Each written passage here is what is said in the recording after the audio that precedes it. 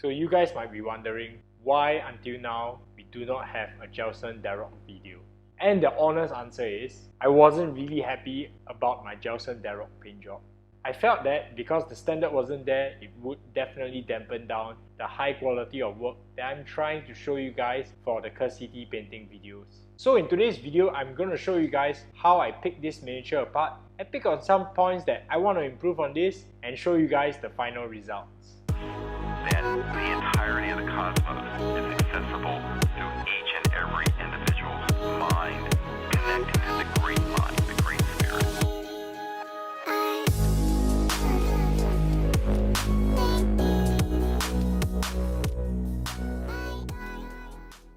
Welcome back to the channel, collectors. So we've been churning out videos constantly and I really thank you guys for all the support that you guys have been giving us. We hope that we can keep the channel growing so that we all get to become better miniature painters in our own right.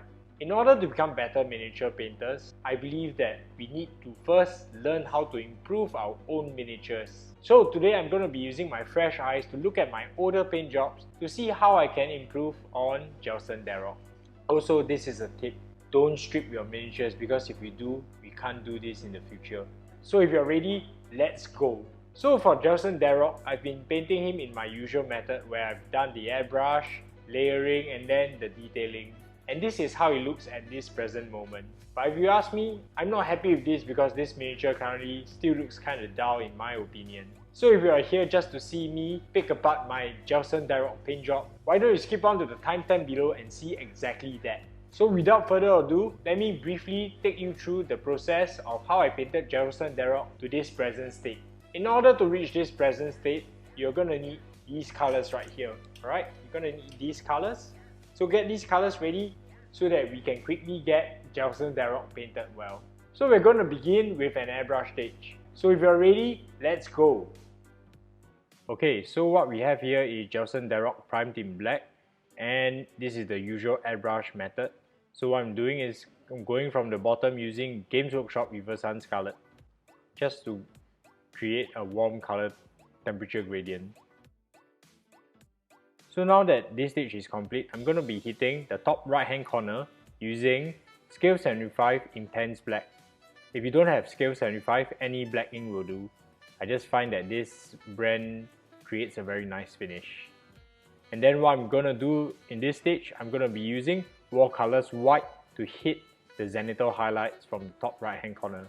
Do note that at this stage, remember to leave a little bit of black between the red and the white. So this is what you should be getting. Now that the airbrush stage is complete, we are going on to layering and detailing. So these are the colors that I've used for the base coats. Chocolate brown for the leathers, Vallejo model color dark grey for the metals, Games Workshop Mephiston red for the reds, and Vallejo model color orange brown for the golds. At this point of time, I'm trying to preserve the red glow at the bottom of Jelsen Darrock and layer up his different materials such as metals and leathers and even wood to make Jelsen Darrock look as awesome as possible. So now that the base coat stage is complete, what we are currently doing is we are going to be doing some layering. I'm adding in a little bit of Vallejo model color pale blue grey into Vallejo model color dark grey to start layering up the metal surfaces. At this point in time, I'm doing a very quick sketch and I'm referring to the picture painted by the Games Workshop Avia Metal team.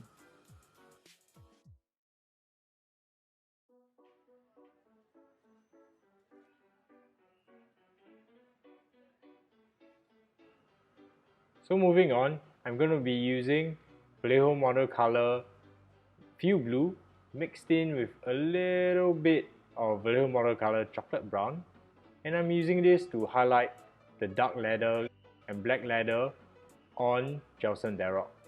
Right here, I'm going to be using a little bit of Chocolate Brown to highlight the butt of his rifle. Okay, so now moving on, I'm going to be using almost pure white. I'm mixing in pure white mixed in with a little bit of Vallejo model color pale blue grey to create the extreme glints and shine on Jelsen Darrock's metal shoulder pad.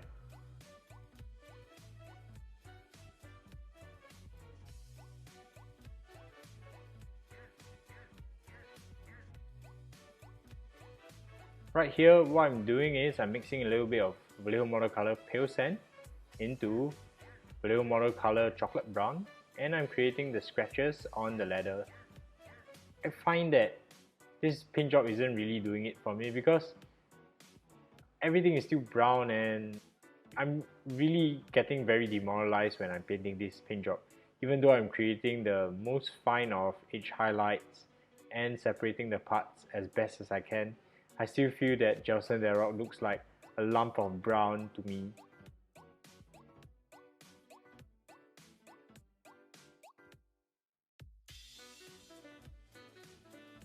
So right here I try to push the highlights even more.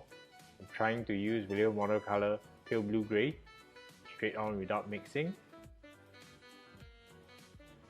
and trying to pick on the details.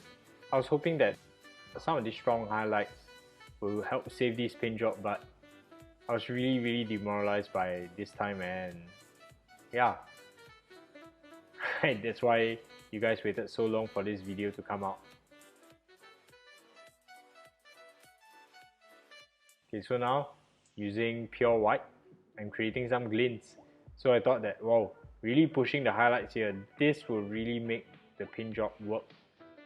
But still, adding in the strongest glints, the entire Jelsen Darrock, in my opinion, is still pretty much unreadable. There's a whole chunk of brown on the left hand side and some cool greys on the right hand side. Can't really tell what he is. Everything's a mess in my opinion. So of course I tried to work on some gold. So working on the gold, I'm using Vallejo watercolor green brown mixed in with a little bit of Vallejo watercolor pale sand to pick on some of the highlights. And just look at this. Just picking on the final highlights here using pure white, trying to sharpen the edges. And in my mind, really hoping that this paint job will be saved. And I think that, in my opinion, I really didn't like this, and I didn't feel good showing this paint job to all of you. Okay, so this is the present state of how Jelsen Darrock looks. In this part of the video, I'll be sharing with you guys some of my opinions of why I didn't like this miniature and show you how I intend to improve the paint job on Jelsen Darrock. So my first issue with Jelsen Darrock is readability. As you can see in this current state, Jelsen Darrock is mostly browns, greys, and this makes the paint job really hard to read because his face is also obscured by his hat. And worst of all, it doesn't help that his wooden sticks are also brown. So what we're going to do now is we're going to do some part separation. I'm going to be separating his sticks, his black gloves and other materials, and make every single part look even more distinct. For this stage, you're going to need these colors right here. Get these colors ready, and let's get part separating right now. So let's get part separating this dreaded wooden sticks right now. So right here, I'm using Vallejo watercolor stone grey mixed in with Vallejo watercolor green brown. Why I'm doing this is I'm trying to create and change the mid-tone to something that is slightly cooler and slightly more desaturated, almost like shaven wood without the bark. So I want to make this color almost even bone-like so that it stands out from the rest of the armor, stands out from the rest of the model, and makes this model look a lot more part separated. Now moving on, I'm going to be using Vallejo watercolor Fuel Blue into the black gloves so that there's some color temperature changes right here. I think these changes really help separate the gloves from the rest of his, well, leather and armor.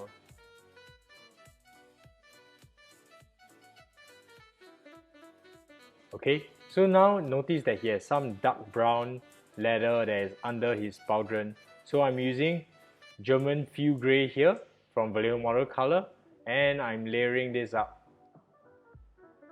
Okay, so what I'm trying to do is I'm trying to separate the body's brown and this brown on his bicep here.